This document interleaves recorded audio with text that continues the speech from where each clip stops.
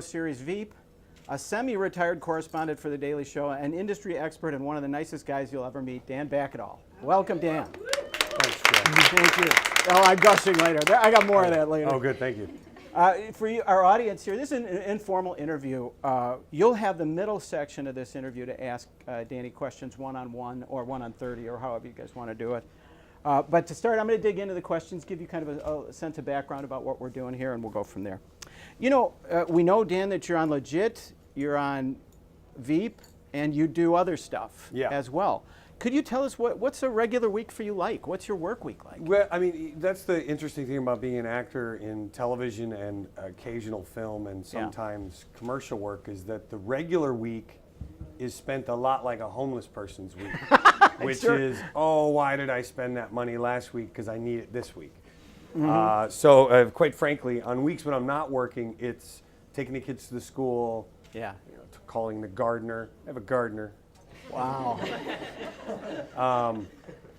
Getting the car washed, scooping the litter box, that kind of stuff, and then auditions and so forth. Yeah. But if anybody needs a gardener, I'm pretty sure it's you. Oh yeah, it's me.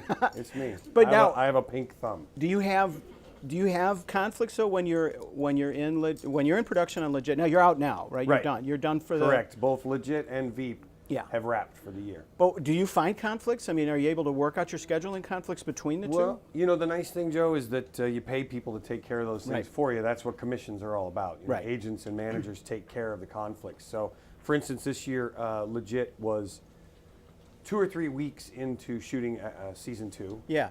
And we got a call with an offer from HBO for season 3 of Veep to come in and reprise the role of Roger Furlong.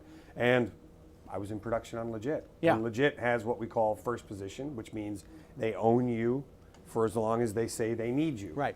If they wanted to, they could say, we need him. And then they could go sit in that corner and don't do anything for 2 weeks. Right. They wouldn't because they have to pay you. Right. Anyway, I was unable to go to Baltimore to shoot Veep that week because Legit needed me. Right. And Legit is my home. That's my home base. Those guys are my brothers. Right. And so as much as I cried a little in my beer about the opportunity to go play with the good folks in Baltimore, I said, it is what it is. And it'll come around, or it won't, and it wasn't meant to be. So they take care of that for you. Right. And production on both sides says, well, what if we do this and what if we do that? Legit says, well, what if we can get him on a plane Saturday morning? And Veep says, we need to have him to shoot Saturday morning. Can he get on a plane Friday night? Legit says no, and Veep says, thank you. We'll call later. And they work it around. Yeah. Wonderful. Hey, tell me, especially regarding Legit, how much influence do you have over the creative process, if any at all? Yeah, quite a bit. Legit is... it looks like it. It really, I just got off the phone with Jim Jeffries. He's the creator. He's a brilliant Australian stand-up. Don't watch it with your children in the room. Yeah. But these are most of my children, by the way. Right? No, not your kids. They're kids. Don't have kids. You have kids, don't you? You guys have kids. You guys are adults. There's adults back here. But it don't have.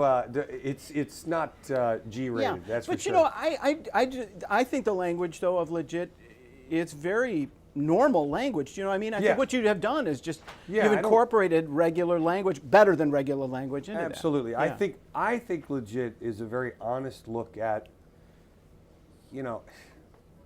males with lack of a better term, arrested development emotionally.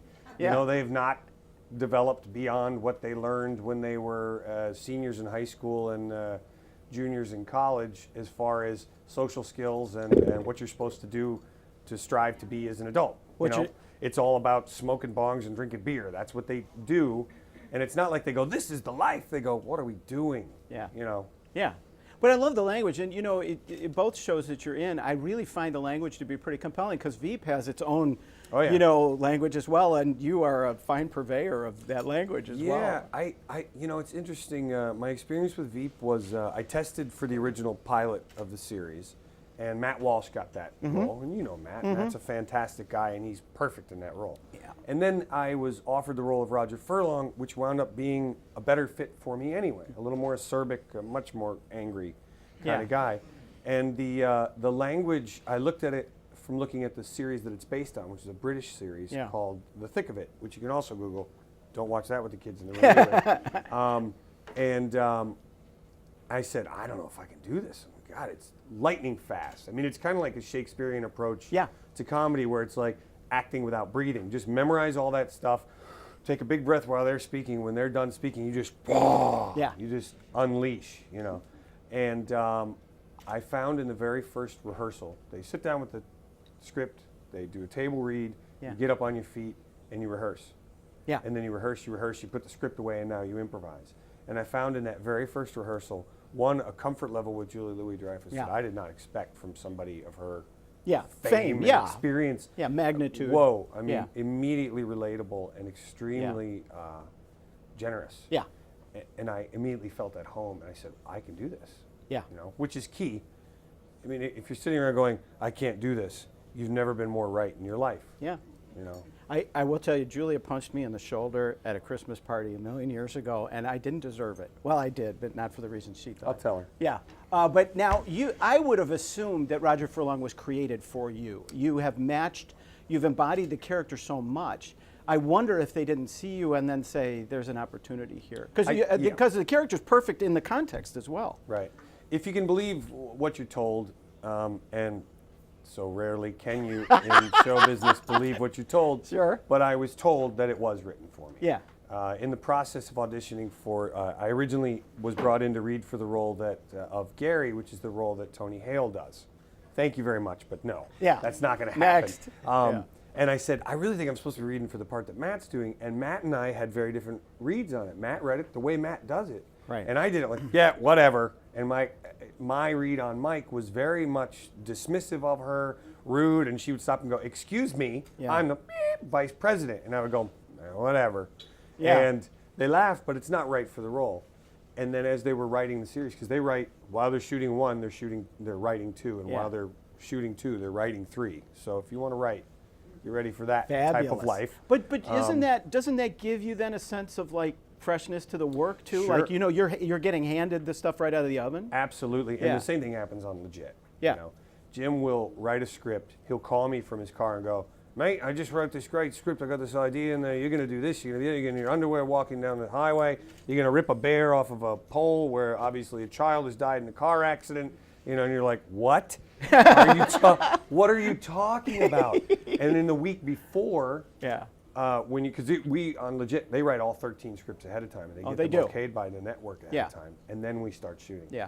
But while we're shooting episode 9, something happens through improvisation in the moment of creating that episode, and they go, we got to add this to episode 10. It just works. Yeah. Yeah. And the same thing happens on V. And when you say improv, and this is a big issue for a lot of us, the scripting process is really critical to a lot of people in the room, but improvisation as well.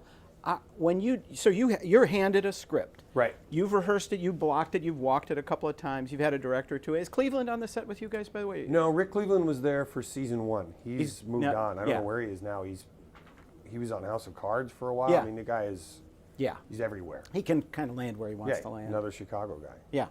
I remember him from, what was the theater? American Theater. Yeah. American Blues. American Blues with, what's her name? I can't remember my her homework. name. Yeah.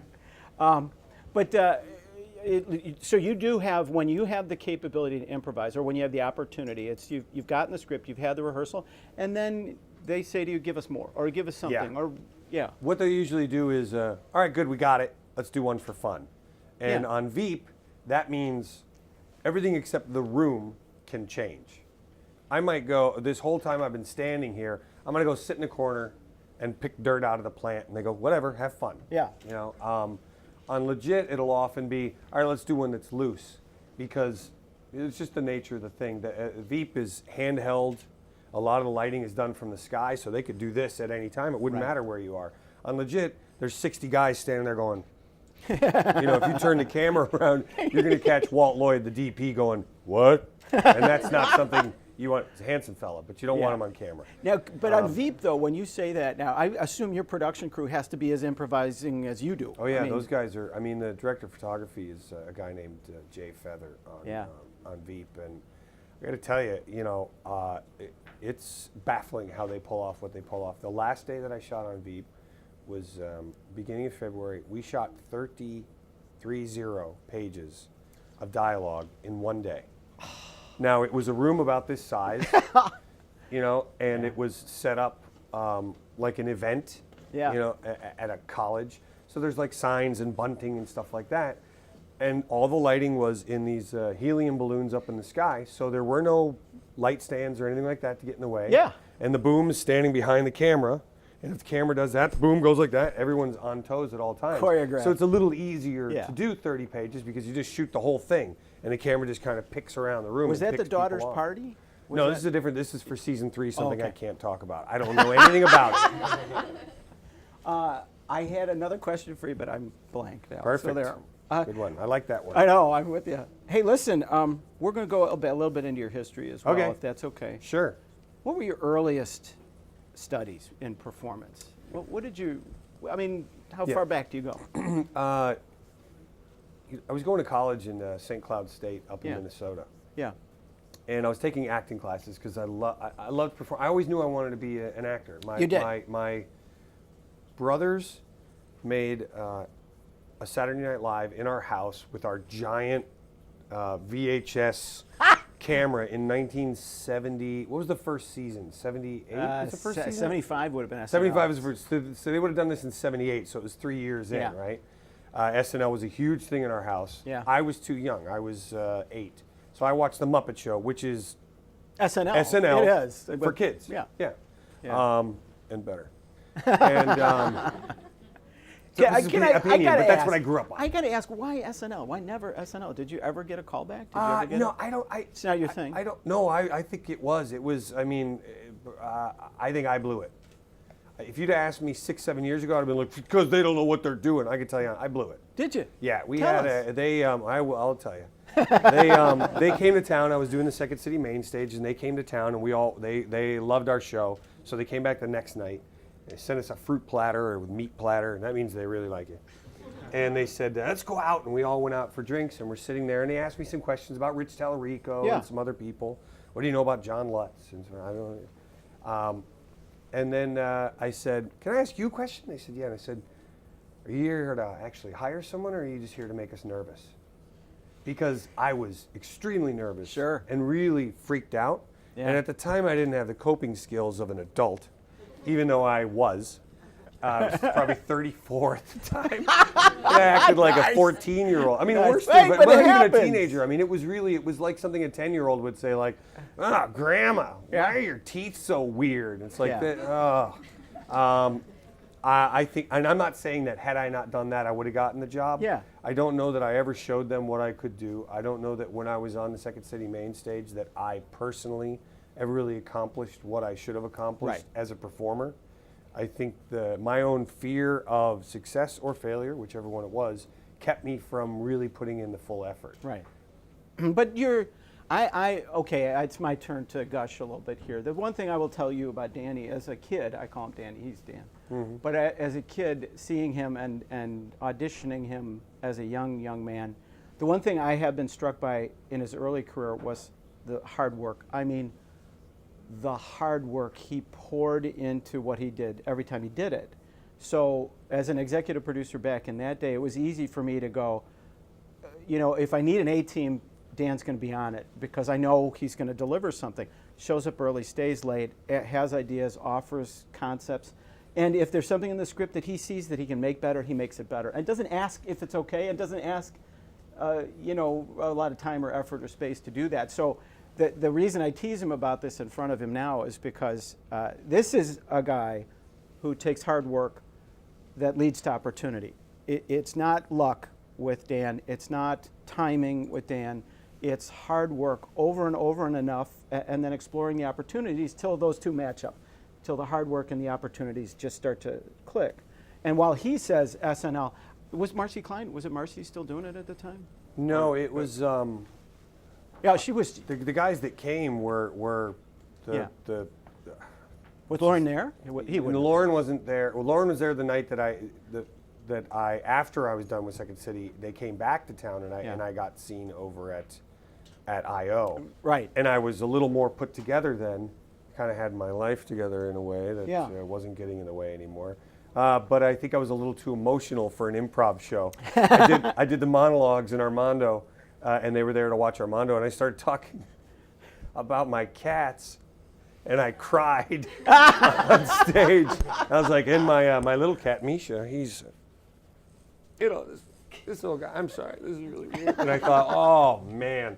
But that happened the night after I auditioned for The Daily Show, and they went, you got the job. And so I went into the SNL thing going, doesn't matter. Yeah. Doesn't matter, which is a great attitude to have for any environment of audition or something, because the more you care and it matters, the more you look like, this guy looks like he's, crawling through the desert for water. Do you have that today? Do you feel like, whatever it is, just bring it on, I want to run in and enjoy? Yeah, first of all, let me say thank you for what you said. Oh, no. No, but that's, and I want to say this too, that I believe that it's not just about hard work. And this is something Jim Jeffries taught me, because this is a guy who works his tail off and is a very successful comedian. And there are a lot of very successful comedians out there. But he talks about the difference between luck and fortune. Yeah. And luck requires nothing other than walking in and going, I found a lottery ticket. It's a winner. That's luck. Fortune is, I've been working, I've been trying, I've been working, I've been trying. The right person's in the house on the night that I do it right. Bam. Yeah. And it happens. And that is what happened. Yeah. I worked my tail off for that Daily Show audition and walked in there healthy, happy, bright, shiny, ready to do it. And it didn't matter if I got it or not. And they saw that and they said, we want you. Yeah. Now, to the question, which is, do I just say, let me get it, I'll just charge in there? Yeah, depending on the project. I mean, I just did the ETC set the other night. I went in and did the improv set after the show and stood on the back line like this. It's a stage I've performed on hundreds of times. Yeah, yeah. In front of just another audience. And I was going, I can't walk out there. Yeah. I can't walk out there. But that's okay, too. They don't know me. I don't know them. I can't do this. And I went, what is happening? You know, so the answer is sometimes. Yeah. Hey, St. Cloud to Florida State, go Noles, by the way. Yep, how about it? And what were your experiences at Florida State then? Did more theater? Yeah, I did. The theater, that's where I actually started doing theater, because at St. Cloud, I just took classes. Yeah. But you can't be an actor because you can't make a living as an actor, right? That's the thinking. Right. Because that's what parents and even teachers will say sometimes, like, look, hey, come on. I wanted to be an actor too, now I'm teaching.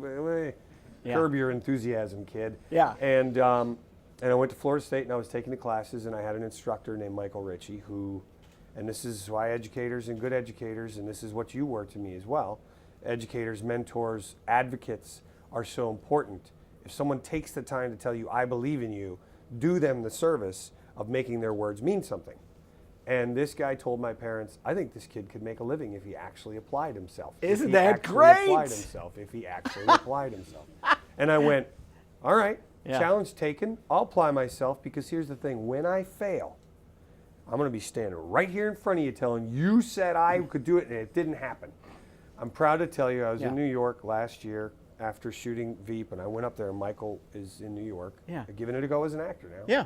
And I sat down and I bought him breakfast, and all I can do is say thank you and buy him breakfast. I can't do much more than that. That's enough. He said, you don't owe me breakfast. And I said, I absolutely do. He said, this is my job. And I said, you went above and beyond your job, because you gave somebody the confidence to believe in themselves to follow a thing. Yeah. Well, two things I got to add to that is years ago, hiring Dan and his generation, people would come up to me afterward and say something about a show. Oh, that show was so great. You directed it well. You really produced it well. I used to kid him all the time. When you put him and Poehler and Matt Walsh and a couple of other people on stage, you get to look like a genius real easily.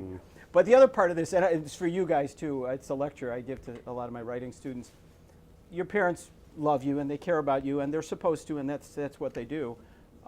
But if you're going to write, if you're going to act, if you're going to direct.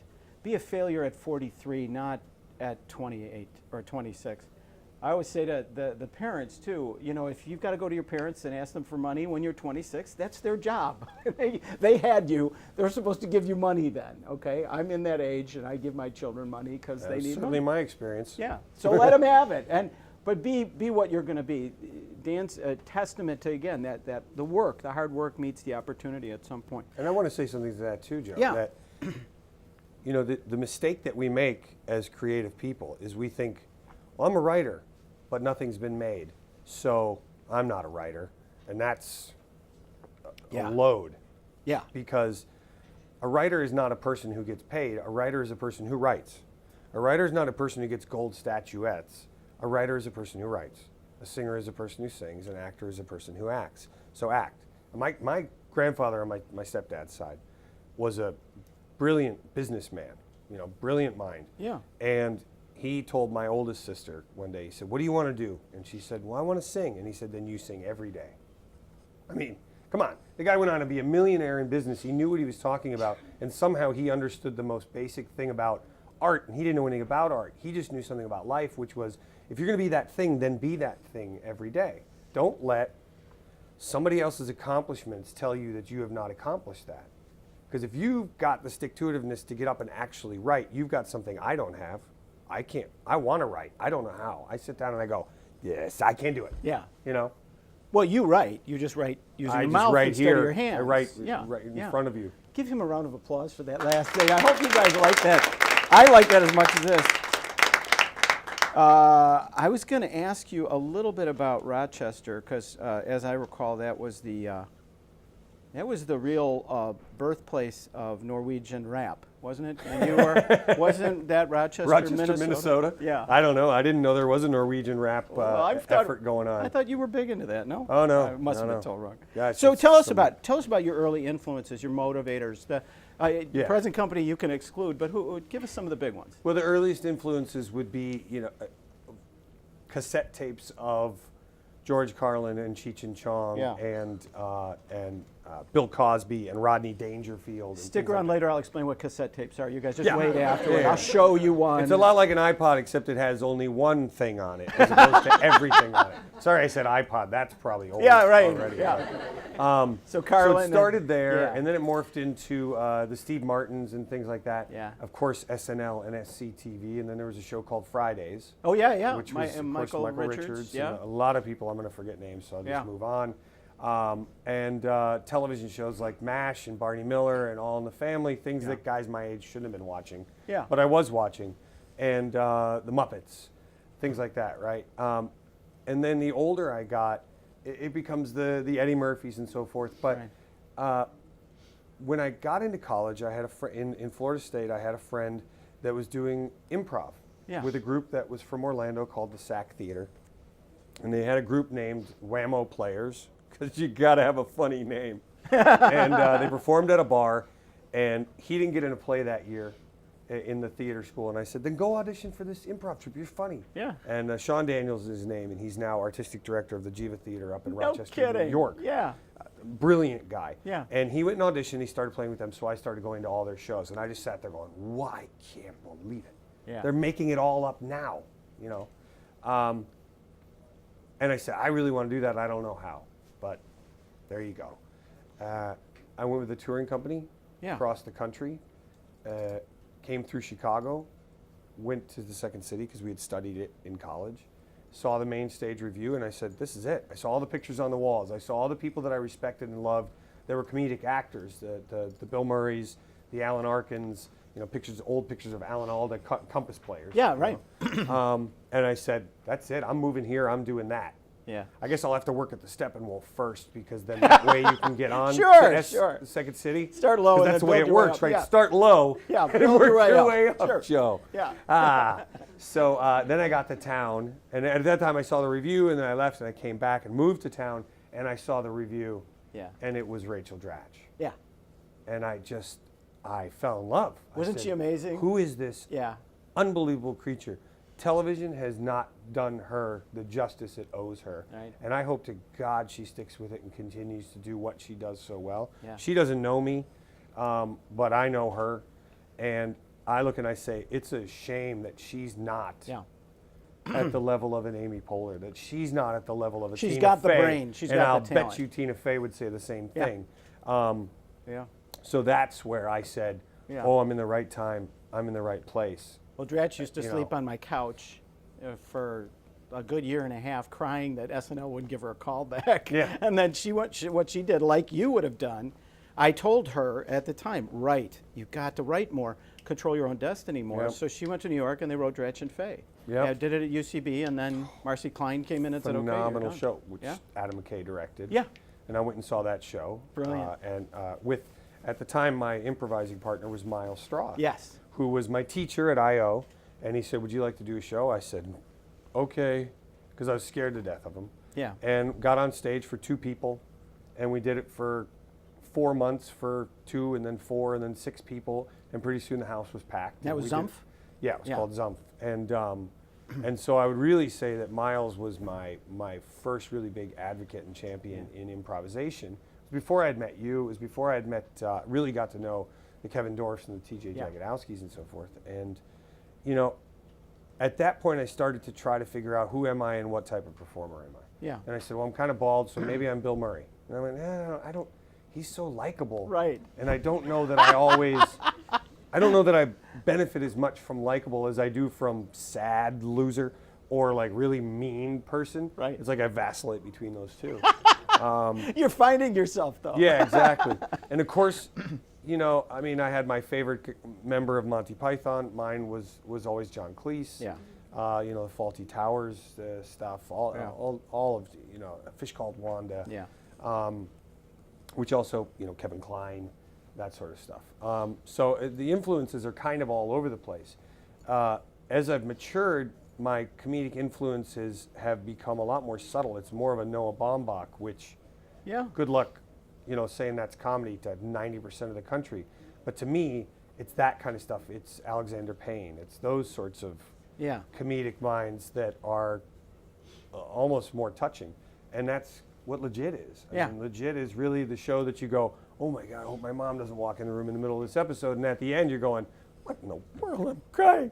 This guy was supposed to be a comedy, and you got a tear out of me. Well, I love how you balance the notion of kind of obvious humor, not obvious, but with absurdity, with totally believable absurdity. Yeah. Where it's just seamless. It flows, and it's wonderful. Yeah. And I think, too, you know, again, where you'd underestimate yourself is the talent that you guys have on set to totally accept what's going on, despite its insanity, absurdity, or sometimes being just mundane as well. And it's I find it a great, I love the show. I like just, Thanks, Joe. Yeah, it's fun. We did that. Okay, actually, I've got a bonus speed round that we're going to do a little bit later. Oh, boy. But we're going to go to you guys first, if that's okay. Hey, Allie, how we doing on time? We're doing pretty well, right? Yeah. Dan's okay. I hear the vodka hasn't really fully I'm good. kicked Don't in. worry about me. Yeah. Hey, so listen, it's a little bit of an opportunity to chat and ask Dan questions directly. So please dig in. We've got a mic over here, right there. Yeah, we'll start there. How was your life at the Daily Show? Like your work life? What was your work life at the Daily Show? The work life at the Daily Show. Yeah. Did you have set hours? Were you there? Have you ever seen Full Metal Jacket? Yeah. Sure. Remember the boot camp section of that movie? Yes. It's kind of like that. That's a very challenging job, you know, because what it is it's the combination of television and news. So it's really more of a news operation than it is even comedy or television. Yeah. The type of schedule where you may sit in your office for 5 days in a row, Monday through Friday, going, oh my God, I'm not doing anything. And maybe somebody will call you from post-production and say, can you come down and do a Tom Cruise impression voiceover for this weird thing we're going to do about whaling. And you go, I don't know what this is. Okay. Yeah. You don't get to see the clip or anything. You just do the thing. You go back to your office for another 3 days. And then they say, all right, you're going to Canada. You're going to Toronto, and you're going to do this piece on, there's this attorney up there that's flying to Mexico and recruiting Mexican citizens to come up and live in Canada and become Canadian citizens. They need people, they need workforce, and they're doing the complete opposite of what we're doing. We're building fences and walls and guns, and they're going, hey, come on up, you know, we got work, you know. And we go up there and go, how dare you? Yeah. So you get that assignment. And then you sit down in a room with a field producer who's going to be your on-the-road stage manager, director, confidant, co-creator, and 2 writers, and you come up with a bunch of jokes, a bunch of ideas, a bunch of questions. And the researchers have put together, here are the people we know we can interview about this topic. Take it to John. John looks at it. This all happens in like 2 days, 3 days time. John looks at it and goes, good, change this, change that. I want to see more of this. Go tomorrow. And, you know, tomorrow you're in 3:15 p.m. traffic trying to cross Midtown Manhattan to go out to JFK. Yeah, get on a plane. To fly up to Toronto. And you get into Toronto into your hotel after you're through customs and everything. You get into your hotel at 1 a.m. and you sit down and you write more jokes until 3 a.m. And then at 6 a.m. you get up and you go have breakfast together and review the day. And then you go have a 17-hour day of shooting. And then you, if there's still a red eye, you get on the red eye to go home. And if there's not, you go to bed and get up on the first plane in the morning to go home. And then you rest for a couple days while they take all the tapes that you shot and transcribe them. And then once that's done, then the editing process starts. You sit in, edit, and you watch. You're in the edit then. You're in the composition You're not, edit. you know, depending on who the editor was, Yeah. they might go, Bagado, what do you think? And you go, well, I like it. And you go, yeah. Cool. Depending on who the editor is. And someone would be like, please don't talk, just sit here. Yeah. You know. But you're helping selections because then that helps your narrative too. Absolutely, absolutely. Yeah. If you know what you want to get accomplished in the thing, Right. and a lot of times on that show, I didn't know what I wanted to accomplish. I just went, "What's happening? I'm on the Daily Show." Yeah, Which wasn't the most beneficial experience for me. But from the moment you're told you have the piece until the night that it airs is usually around 10 to 14 days. Yeah. Wow. Well, it's amazing too because again, while you wouldn't say you're a writer, your sense of composition is absolutely necessary to what you're doing. Even in pre-production where you're thinking, what am I going to get out of these people that I'm going up to get? So, you know, that's what writers do. Yeah. Another question. Yeah. Let's go right over here and then we'll come down here. Hi, Emily. Thank you again. Oh, yeah. We'll go Emily first and then we'll go into the back. Sorry. Yeah, sorry. So I absolutely love Heat. Thank you. Awesome. I also love you in The Heat. Oh, thanks. So I want to know is how different is acting on a show like Veep rather than acting in a movie like The Heat? Yeah, that's a good question. There's the difference between acting in film and television. Oftentimes depends on the scope of the character. And on The Heat, I played the albino DEA agent. So if you're going, why do I recognize this guy, but I don't recognize this guy? It might be from that, or it might have been from when I lived here. But in that one, I had a very large role that was, involved throughout the entire course of the film. So it was very collaborative, and there were a lot of things like, what do you think? And I go, oh, I think this. But ultimately, the actually shooting process is pretty similar. There's usually a very early wake up. Yeah. And then you sit in a trailer for 5 hours, and they go, sorry, you've been sitting here so long. We're going to use you now. And you come in, and you shoot, and you shoot, and you shoot, and you shoot it. Yeah. And they may say, let's do one for fun. Paul Feig was, I've been fortunate. Paul Feig was one of those guys, like Armando Iannucci, the creator and director of Veep, and Jim and Peter O'Fallon on Legit, the people that believed in what I did and how I did it and said, look, man, what am I going to tell you? Do what you do. You know how to do it. And I went, all right, I can do that. Right. Which is why I didn't succeed, I don't feel, at The Daily Show, because it was always like, not doing it yet, kid. You're not doing it yet. And I went, I don't know how to do anything else. But I'm not sure I answered your question. But I have the question to yes. follow up on that because I think some of your most important work was done on Mortal Kombat Shaolin Monks. Yeah. I think that. The voiceover work I did here at Midway Games in Chicago on Mortal Kombat. Yeah. Some of the best I ever did when I was Shaolin, when I was Raiden. Yeah. See, now you Pretty guys, good next stuff. time you play Mortal Kombat, you'll be like, oh my God, that's I know that guy. Did I answer your question? I don't know. good. Yeah, good enough. We hear Thanks. that back there? Yeah. Hi. Good to see you. Okay, thank you. So when you're acting in a production, and the screenplay, let's say, isn't the best, but you're acting in the production, and then either, let's say it's on television, it gets very low ratings, or it gets taken off the air, or the screenplay isn't great, and the production doesn't do well at all. People see it, they're like, oh, okay, whatever.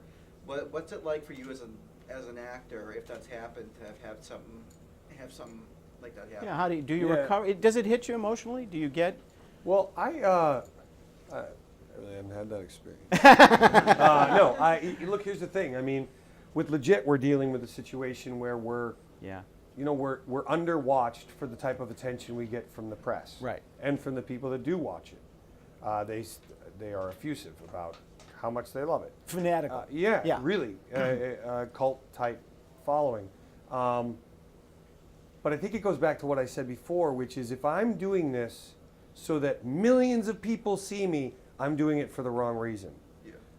That is part of the reason I do it. Don't get me wrong. Do I want to get noticed in Potbelly? Yeah, I want someone to go, hey man, I love Legit. I'd be like, yeah, I feel good, right? Who wouldn't? There's a rush of endorphins or whatever that make you feel good about your thing be appreciated.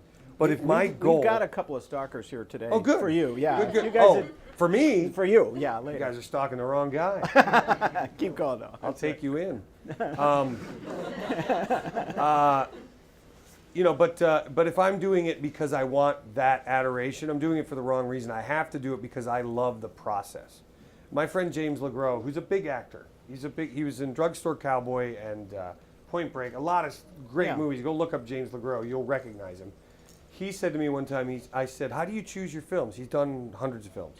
And he said, Danny, I choose them by, they make me an offer or I audition, I read the script and I look at it and I say, can I bring something to this? Yeah. Can I offer something to this project that is maybe not on the paper yet? And that doesn't mean can I change the screenwriter's words. It means can I offer something that enhances and improves this project in a positive way? Yeah, cool. And if the answer is yes, I do it and my job is done. If nobody watches it, fine. Yeah. But I've done my job. Do you feel, you know, I have to ask you again, because I thought, I loved your work on The Daily Show. I thought it was great. I think you have a perception about it that I don't see. Maybe they had a perception of you that I don't see, but I thought your stuff, I remember Samantha Bee kind of coming back and forth when you were there as well, and I thought, my God, why don't they put those two in their own show? I literally thought for a while, like, you guys would be the perfect, like, sitcom, or you would be the perfect, you know, I thought you were playing wonderfully. Well, thanks. At that time. I think, and I know you guys can relate to this. You've been in a class, or you've been in a creative situation where you felt like you had something that really worked, and you saw that somebody else got attention for something that you thought might not have been as great as what you had, and you thought, there's a little bit of favoritism going on here, and it's left over from some other thing, and you can't really change that, and that is part of life. That's not just part of show business, that's part of life. Yeah.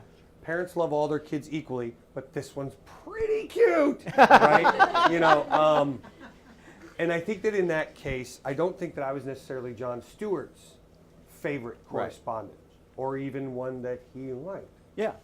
And I think that was the problem. Yeah. Because I had writers, and I had editors, and I had other people, doesn't matter. Other people in the building coming to me, can I talk to you? Sure. I know this is really hard for you, because you're sitting and you're waiting, and other people are out and back and out and back and down, and they're doing it, and you're sitting and waiting. And I want to tell you that I think you're brilliant, and I think you're killing it, and I don't want you to let this affect you. And I want you to know that I had this same conversation with Steve Carell when he was here, because he had the same experience, which was, what's happening? Why doesn't this guy like me? Why isn't this going well? And I'm not saying that I know John didn't like Steve Carell. I'm saying that this is what this other person said. Just didn't work. And you know what? That's fine. It happens all the time. It's Second City. You see it. You go, I'm ready. I'm the oldest. I'm ready to go. I've been touring. I'm at who? That guy from Detroit. Yeah.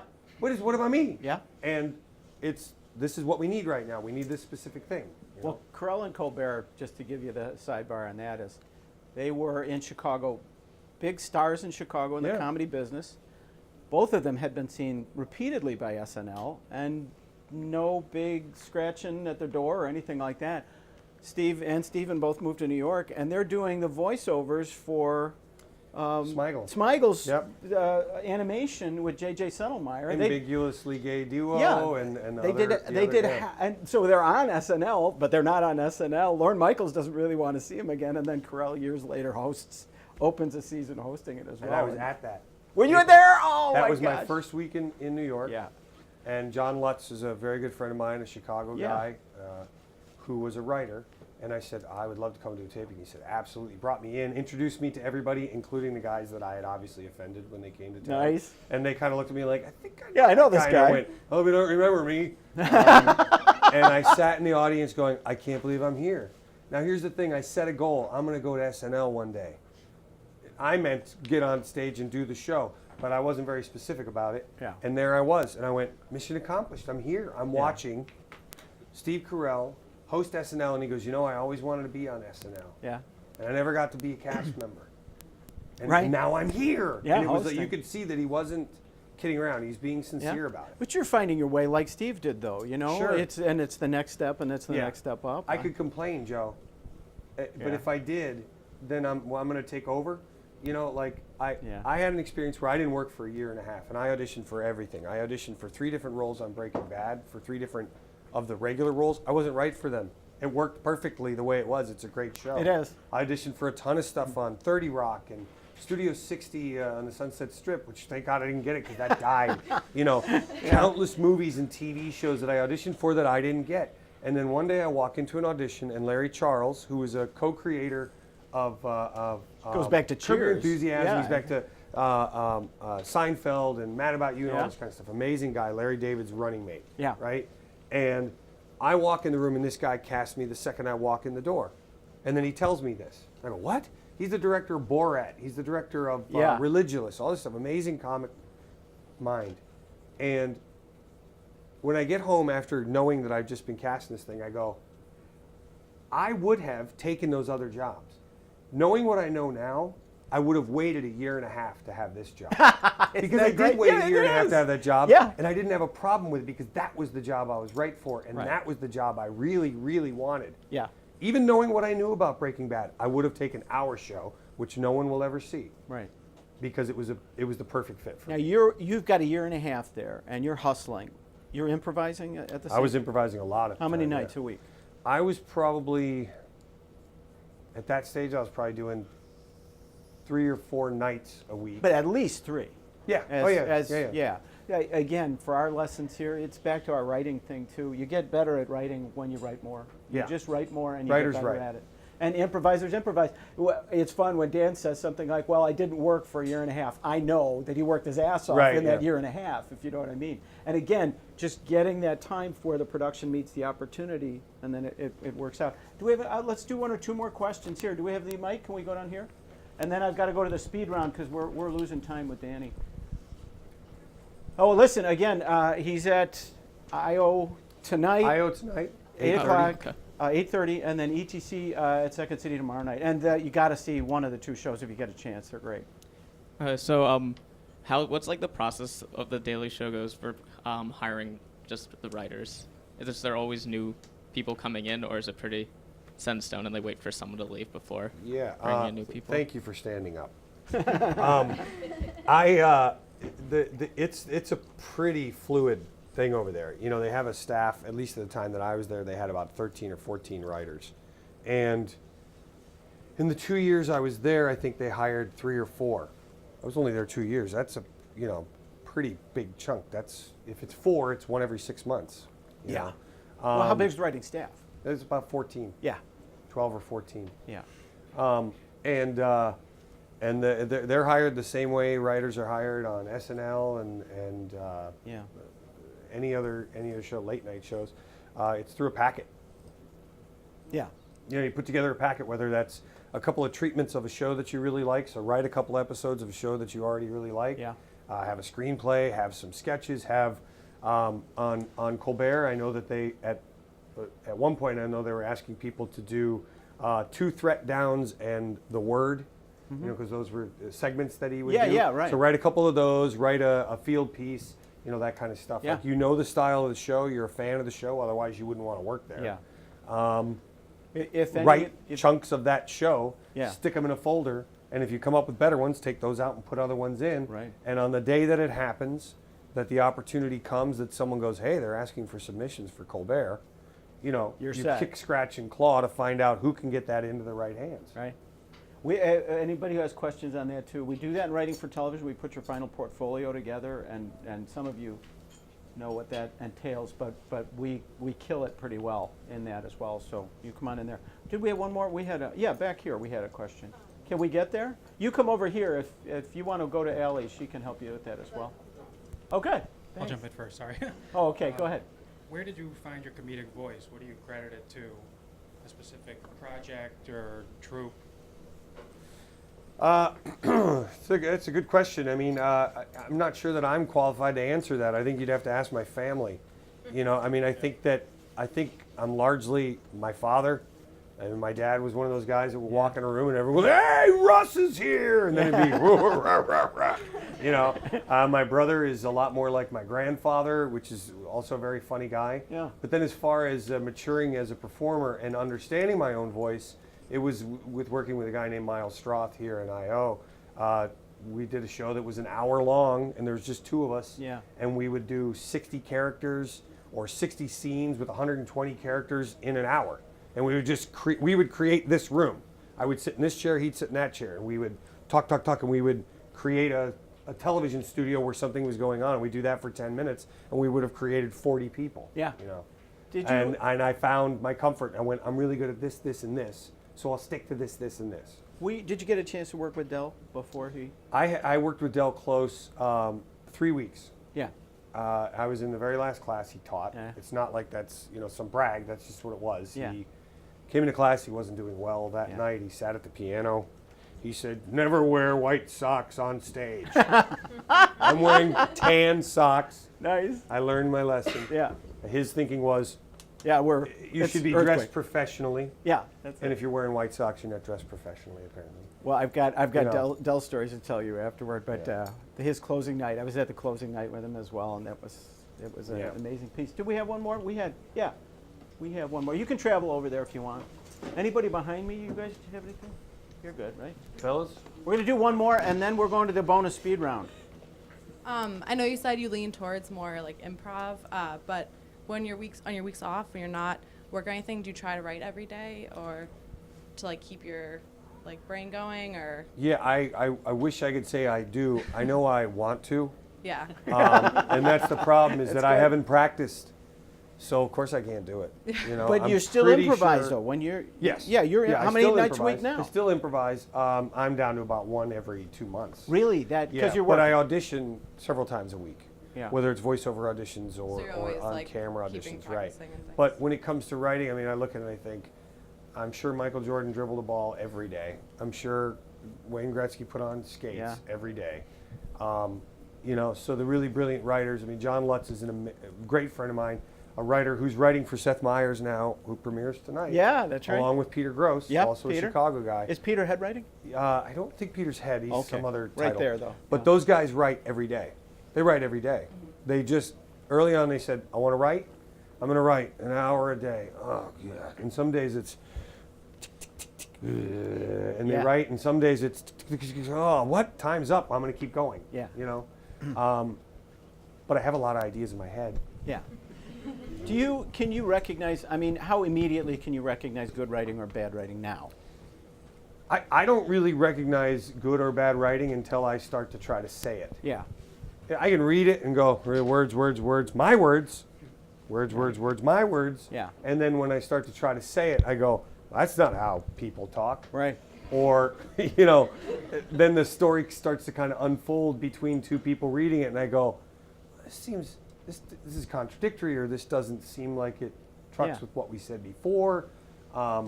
Yeah. That kind of thing. Now, I can identify it in film. Yeah. I could sit in a film and go, I mean, my take on American Hustle, for Yeah. instance, was that was probably a great idea that they then allowed actors who were not terribly comfortable with improvisation to over-improvise. Right. They were over-improvising Yeah. because they improvised too much. They over-improvised. And it was Round it off. over-improvised, and they improvised it too much. I see. Because that's what they did. Yeah. It was a day ago. It was a day ago. It was like a day ago. Like a day ago was when it happened. And it's like, you just said that 8 times. Yeah. Right. Stop. Editors can cut this and we can move on. Yeah, You know? that's So it. those sorts of things really bother me now. I think now is the over-improvising in Yeah. films that begins to bother me. It's what bothers me about a lot of the comedies that I go, this was the take where they just said, let's throw as much stuff against the wall as we can and see what happens. They went, keep it all, it's hilarious. Yeah. Yes, to you, because you were in the room. Right. You know. Yeah. I again, for you writers, well, one of the things we talk about all the time in terms of writing is just do the application, do it over and over. You know, if it's what you do, it's you walk as a writer, you talk as a writer, you take the bus as a writer. Okay, we have a bonus speed round for Dan. Dan, you do get extra points for faster answers in this, and we are keeping the score. What's okay. the language barrier on this? Yeah, Am I allowed to it'll say- be simple for you. Are you ready, Dan Becker? Yes. Chocolate or vanilla? Chocolate. Short form or long form? Long form. Boxers or briefs? Boxers. 2-door, 4-door? Ooh, 2-door. Upstairs or downstairs? Ooh, downstairs. Downton Abbey, yes or no? No. Good for you. East Coast or West Coast rap? Metal. Probably West Coast. Stage left or stage right? stage right. Emily Oh, or Joe. Charlotte Bronte. This is important. Ooh, Emily. Okay, and special double bonus trick question. Who's the best boss you ever had? Joe Keefe. Ah, give him a hand. Dan back it all, ladies and gentlemen. Dan back it all. Thanks, everybody, for being here. This has been The Business of Show. We will see you again in April when we have another big influence on comedy in Chicago. David Koechner is going to be here. It's a big one. That's he's almost at Dan's level, but he's working up on it. So we hope to see you then. Thanks again, everybody. Dan's going to stick around for 5 minutes, maybe 10 minutes, just to say hi to a couple of people as well. So please feel free to hang around. Thanks, everybody. Thank you. Good job, crew. Thank you, Allie. Thanks, both. Thanks, Joe. Oh my God. Appreciate it. Dan, Thank you so sure, much. you strip yourself out of that thing and this. See, for us, Dan, this is exactly. Oh, what they yeah, need. man, You I know, work. the one way I pitch it today.